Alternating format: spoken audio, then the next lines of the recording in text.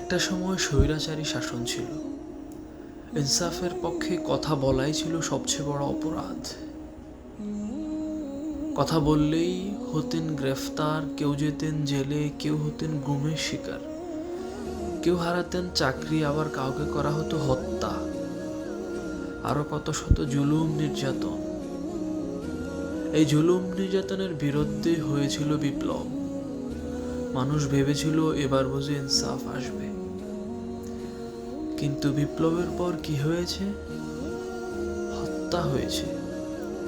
ইনসাফের পক্ষে কথা বলার অপরাধে হাদিকে হত্যা করা হয়েছে। শুধু তাই নয়, হত্যাকারীদের বিচারও করা হয় না, বরং তারা সত্যকে আড়াল করতে চায়, ঘটনাকে চাপা দিতে চায়। তাহলে প্রশ্নটা খুবই সোজা, এই বিপ্লবে কি সত্যি কিছু পরিবর্তন হয়েছে আমাদের, নাকি শুধু ক্ষমতার হাত বদল হয়েছে?